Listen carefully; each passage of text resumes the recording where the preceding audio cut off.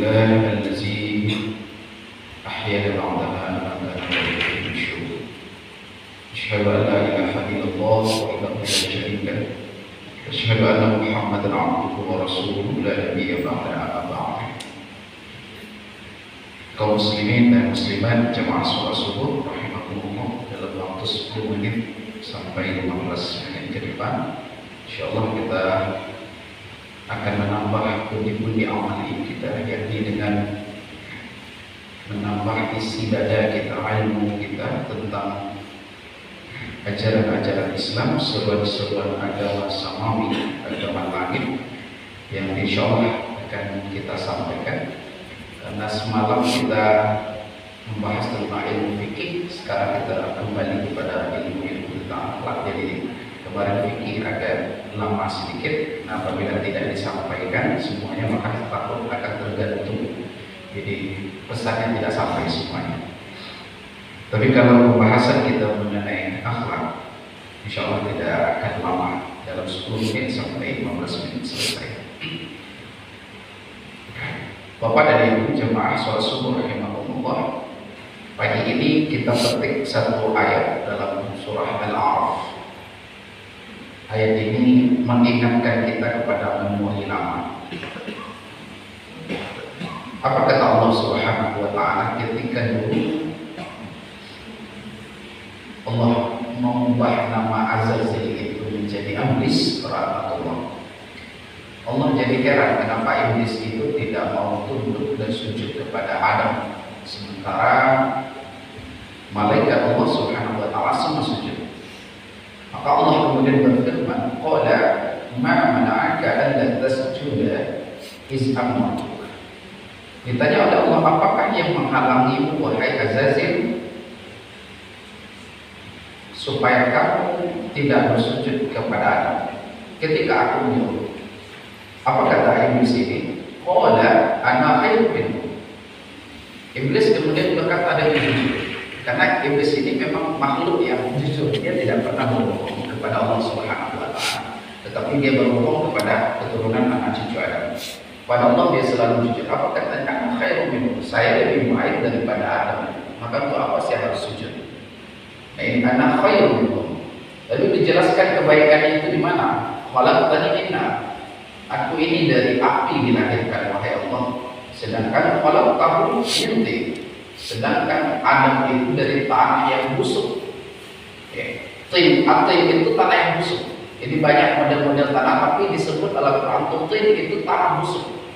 Maka yang busuk itulah yang dilihat oleh Iblis setelah Allah. Karena dia lebih merasa hebat, dia melihat bahwa dia dilahirkan dari api. Tapi sayang Iblis itu tidak melihat batinnya, tidak melihat isi dalamnya. Sama seperti HP ini, dia hanya melihat casing luar, tetapi isi HP ini dia tidak lihat. Nah, inilah kesalahan satu iblis. Dia hanya melihat. Jadi kalau orang sudah marah itu Bapak dan Ibu, semuanya salah saja sebagian. Dilihat lampu salah, kipas angin dipasang salah, kemudian tiang pun dipasang salah. Kemudian karpet pun kesel salah juga, dan di kawat pun tidak salah juga. Nah itu kalau sudah salah dia tidak terbuka pikirannya. Makanya sebenarnya orang yang tenang hatinya itu luas pemikirannya, dia tidak sempit. Tapi kalau sudah dibawakan dengan perasaan marah itu semua sempit. Gitu. Jadi kalau ibu-ibu dan bapak ingin melihat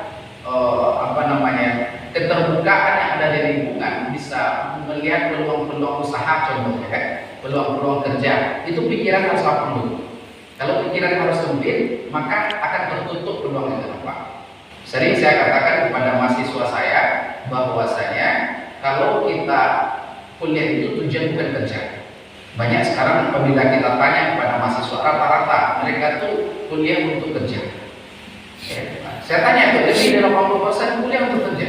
Tapi saya tekankan, kuliah itu bukan untuk kerja. Kuliah itu untuk membuka wawasan kita, kepala kita ini ditambah. Nah, apabila wawasan sudah terbuka, itu semua yang nampak di sekitar kita itu jadi peluang semuanya.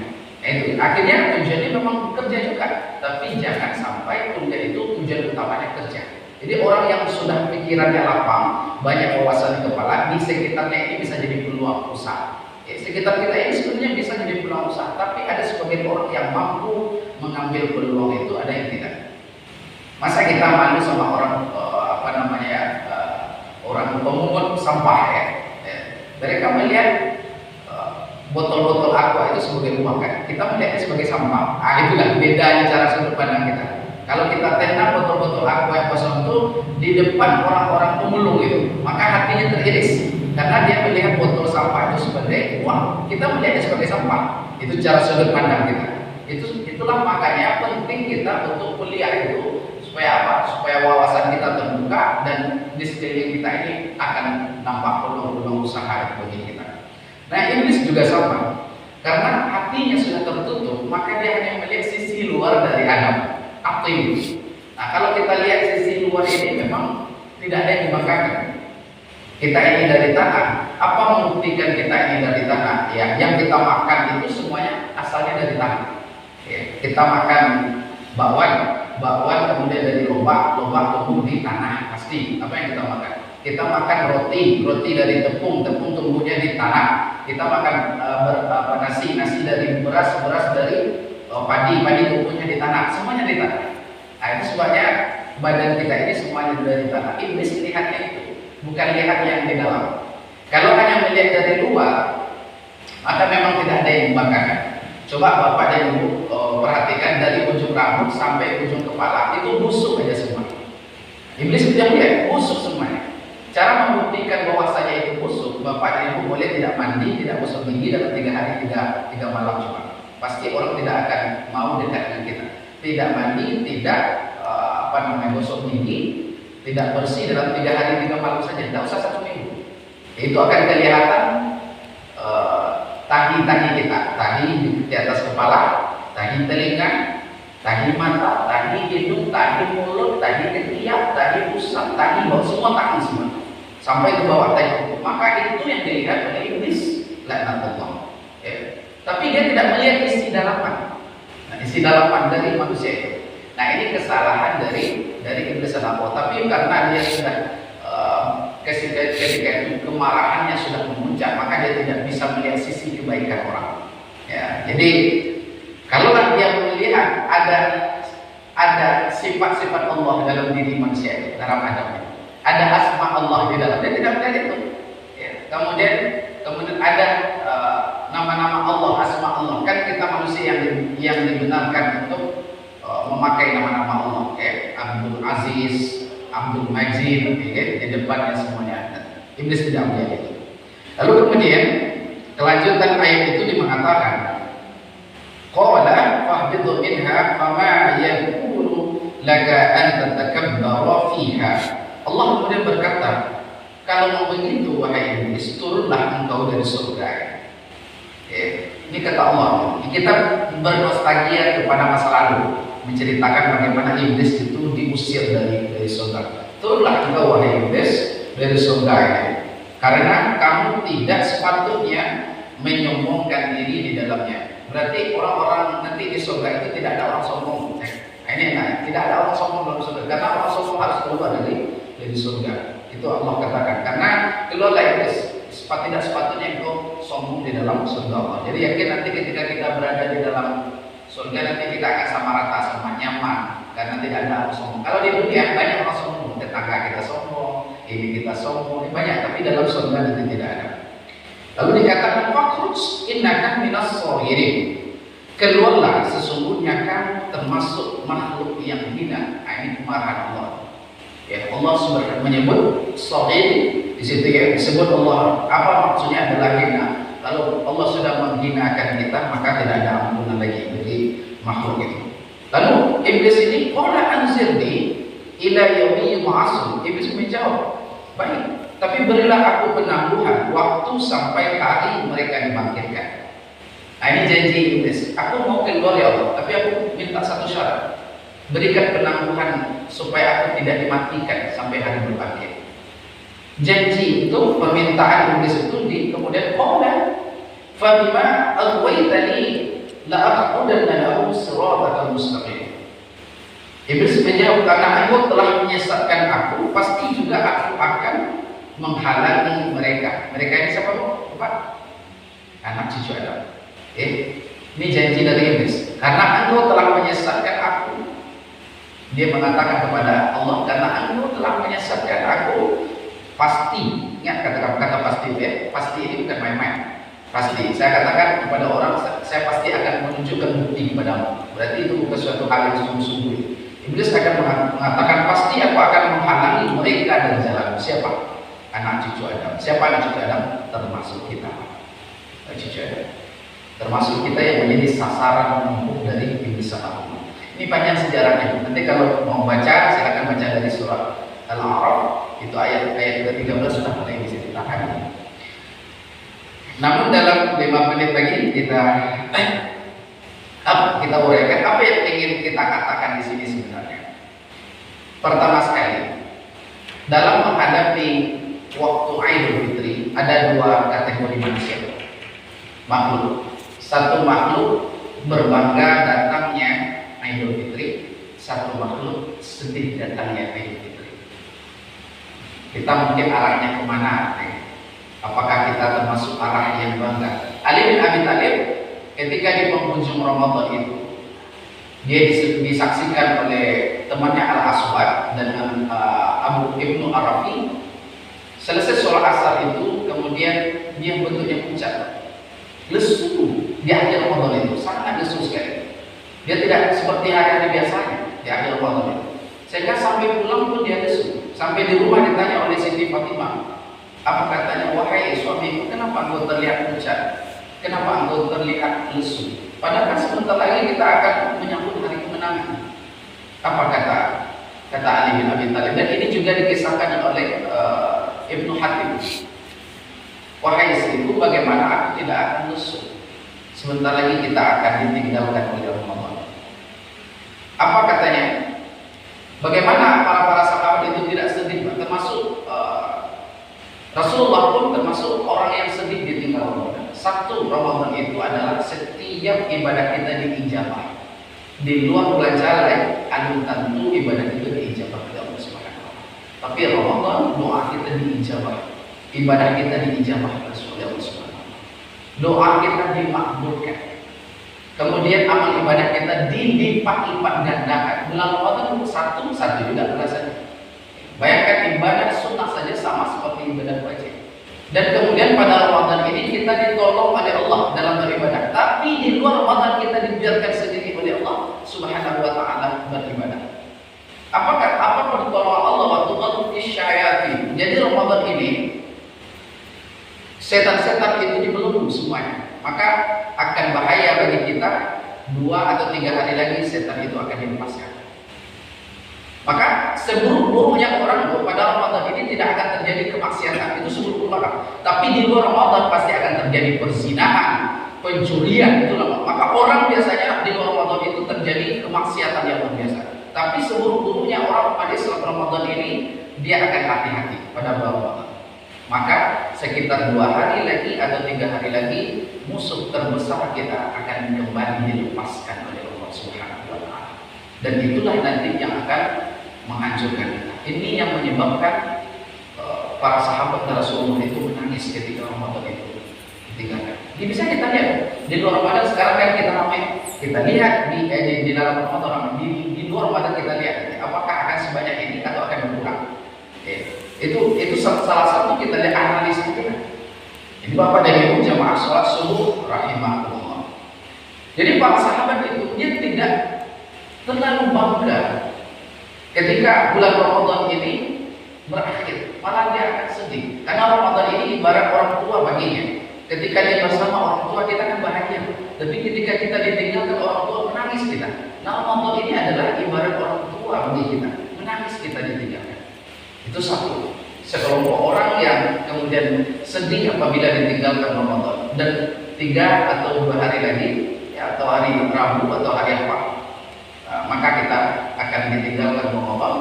Dan satu lagi mereka bertanya kenapa mereka itu tidak berbangga. Kan kemudian Ramadan berikutnya akan kita ketemu lagi. Apa katanya? Belum tentu kita akan ketemu dengan Ramadan yang akan datang. Itu kata para sahabat. Lalu kemudian ada satu kelompok yang bangga datangnya atau perginya Ramadan. Siapa itu? Iblis lah. Karena kenapa? Sebentar lagi dia akan dilepas. Tepat saja waktu masuk satu Syawal itu, iblis kemudian berkeliaran dengan pasukannya semuanya, dengan syaitan al-Qur'an. Dia berkeliaran untuk kembali melancarkan misi dan visinya, untuk kembali menyesatkan orang yang sudah suci, anak cucu Adam yang sudah bersih selama Ramadan. Dia akan kembali menjerumuskan. Ini janji dalam surat Al-Hijr dijelaskan kalau tidak salah ayat 23-21. Dia akan melihat sesuatu yang haram itu indah, ya. Sesuatu yang haram itu akan dilihat terlihat indah dalam pandangan anak cucu Adam, ya. Dan sesuatu yang halal itu akan terlihat buruk dalam pandangan. Ini kerja iblis itu membalikkan, itu kerja misi dan visi iblis di situ. Maka Bapak dan Ibu jamaah sholat subuh rahimakumullah, apa posisi yang kita inginkan? Mungkin satu sisi kita juga bangga keluar dari Ramadan karena kita kembali suci. Kalaulah kita ingin dimintakan mati di penghujung Ramadan. Kalau boleh kita mati, itu adalah matilah kita di penghujung Ramadan. Karena itu adalah mati yang terbaik. Kita sudah bersih, kita sudah suci, tapi dengan cara kita sudah beribadah yang rutin dari awal. Kalau bisa kita minta pada Allah, matikan aku di penghujung Ramadan ya Allah. Matikan aku, jangan matikan aku ketika mau menyambut Ramadan. Karena di situ banyak sekali dosa-dosa sepanjang satu Syawal sampai ke Sya'ban. Itu berapa banyak dosa yang aku lakukan. Tapi sepanjang dari satu Ramadan sampai pada akhir Ramadan itu, kalau engkau ingin cabut nyawaku ya Allah, ini boleh jadi doa. Maka cabutlah di penghujung Ramadan itu, di akhir Ramadan. Biarlah aku tidak takbir Allahu Akbar, Allahu Akbar, tidak masalah, tapi matikan aku di penghujung Ramadan. Nah, sayangnya kita tidak bisa mempercepat kematian kita. Kita tidak bisa menunda kematian kita, karena itu hanya hak Allah Subhanahu wa Ta'ala. Tapi kalau boleh kita meminta, maka matikan aku di penghujung. Karena mati itu sesuatu yang harus bagi kita. Tidak ada orang sekelas Fir'aun itu tetap juga akan mati. Maka cara kita adalah jadikan mati yang terbaik. Mana mati yang terbaik di penghujung Ramadan ini? Karena sepanjang Ramadan kita sudah beramal baik. Bapak dan Ibu jamaah sholat subuh rahimahullah, mudah-mudahan ini bermanfaat bagi kita semua, terutama bagi kita dalam menyambut Ramadan. Apa yang harus kita lakukan? Pertama, kita berniat jangan terlalu berfoya-foya ketika Lebaran datang, Idul Fitri. Biasa saja, itu yang penting. Ya. Biasa saja. Dan kemudian mari kita ajarkan kepada anak-anak kita, kalau dia mau datang ke rumah, jangan langsung dikasih uang. Kasihkan pendidikan kepada mereka, suruh mereka naik dulu. Kalau ada kue, suguhkan kue kepada mereka. Karena terbiasa di lingkungan kita, dia datang assalamualaikum bu, assalamualaikum pak, ya kasih. Alasan itu dia tidak ngomong, tapi yang dia inginkan itu uang. Nah, pendidikan kita naik dulu. Nah, kasihkan kue, kasihlah. Kalau ada uang nanti kasihkan uang. Kalau tidak ada, tidak masalah. Tapi yang sudah sebenarnya anak-anak itu tergantung kita, Bapak dan Ibu. Lingkungan kita mari kita bina sama-sama. Kalau ada anak yang datang, suruh naik dulu, makan kue dulu, ini dulu, sediakan dulu ketika di situ. Itu adalah bersama. Tapi kalau kita ajarkan pas datang, lalu kita tanya makan kue, dia katakan kami nak makan kue itu, pasti akan begitu. Kalau kita kasih uang dulu berarti kita membenarkan tindakan mereka, dan itu akan jadi kebiasaan bagi anak-anak kita. Artinya apa? Sebenarnya dulu kita silaturahim itu adalah kebiasaan yang bagus pada anak kita. Naik dia, dan apalagi kita anak pesantren kita minta doa satu patah dua patah, walaupun satu doa minta. Kan tamu itu datang tuh berkah. Doa bisa nggak doa dulu, satu dua doa, ada tiga doa, baru kemudian dikasih. Jadi mereka datang untuk berdoa, bukan untuk minta uang. Nah, tapi sayangnya kita sudah membenarkan tindakan itu dan kita kasih juga ketika itu. Kami uang saja, kita kasih saja uang. Berarti kita sudah mensupport mereka untuk menjadi meminta uang. Akhirnya di antara mereka akan bercerita, kue banyak lagi, uang aja lah kita minta. Ini salah satu kebiasaan. Karena lingkungan itu tidak akan terbentuk dengan bagus kalau kita semua tidak sepakat dan tidak sama-sama ingin memperbaiki lingkungan. Mudah-mudahan terutama anak-anak kita menjadi anak-anak yang baik, dan kemudian di akhir Ramadan juga masuk Idul Fitri kita kembali kepada kesucian. Artinya apa? Kalau Ramadan kita ditahan Pak, jangan sampai di luar Ramadan itu pupuk saat dihadiri. Jangan. Karena kenapa? Karena tetap konsistenkan terus apa yang sudah ada pada Ramadan ini. Teruskan puasa, karena puasa itu akan ada terus. Tapi memang amal ibadahnya tidak sama seperti amal ibadah Ramadan. akan berbeda. Tapi setidaknya itu akan menjadi tali kekang bagi kita untuk menjaga amal ibadah kita. Mudah-mudahan kita tidak termasuk dari hamba-hamba yang berlebih-lebihan di dalam segala sesuatu, karena Allah tidak menyukai hamba-hambanya yang termasuk golongan orang yang suka berlebih-lebihan. Subhanallahumma bihamdika asyhadu an la ilaha illa anta astaghfiruka wa atubu ilaik. Assalamualaikum warahmatullahi wabarakatuh.